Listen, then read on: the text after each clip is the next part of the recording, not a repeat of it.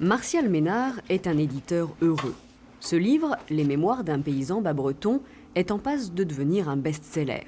Déjà 14 000 exemplaires vendus depuis la parution en mai dernier, c'est énorme pour un ouvrage sorti sans publicité, et chaque jour, de nouvelles commandes arrivent. Un vrai bol d'air pour cette petite maison d'édition finistérienne qui se bat depuis 15 ans pour la langue et la culture bretonne. On se trouve actuellement en Bretagne dans une grande époque, qu'on pourrait comparer ce qui s'est passé au début des années 70, où le revival celtique est en pleine florescence, si on peut dire. Et maintenant, ce livre arrive juste au bon moment. Il est un petit peu demandé, comme le fut peut-être le Cheval d'Orgueil en son temps. Mais comment les écrits de ce paysan du 19e siècle ont-ils été découverts? À l'origine de toute l'affaire, deux journalistes, Bernès Rouz et Laurent Quevilly. Ils sont ici à Ergué-Gabéric, où Jean-Marie Desguignets a passé toute sa jeunesse. Il savait par une société d'histoire locale qu'un manuscrit existait. Avait-il disparu ou dormait-il dans un grenier? Un appel dans la presse locale a suffi pour le savoir.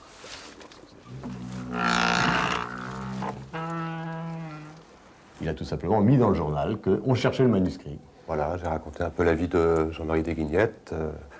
J'ai indiqué que la commission d'histoire locale recherchait ces précieux manuscrits. Et un soir, donc, un coup de fil est arrivé chez moi de l'aîné des deux frères, me disant, eh bien, j'ai tous les manuscrits. La moitié de ces gens de la société archéologique, parce que, à l'époque, les gens n'étaient pas assez mûrs. Ces manuscrits, les voilà. La vie de Jean-Marie Desguignets tient dans ses 26 cahiers d'écoliers, miraculeusement conservés.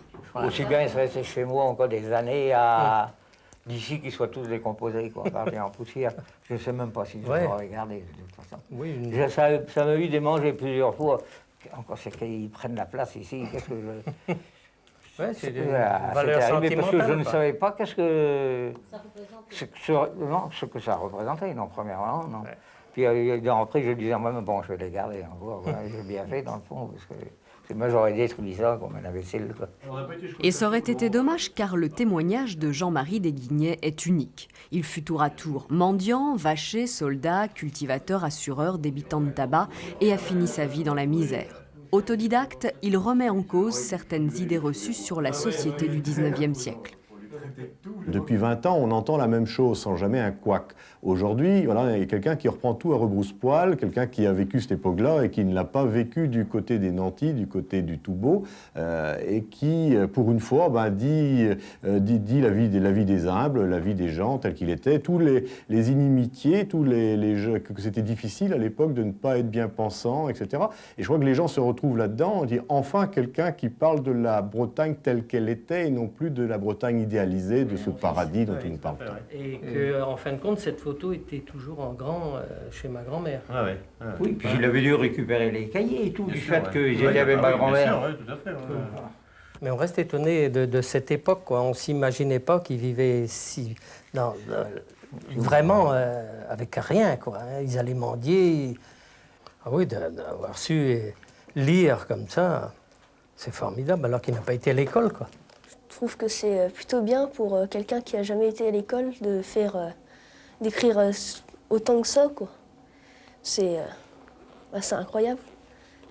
Non, jamais, j'aurais jamais pensé que de voir les cahiers comme ils étaient chez moi, puis un jour on aurait fait un livre. Ah oui, ça c'est formidable. Hein.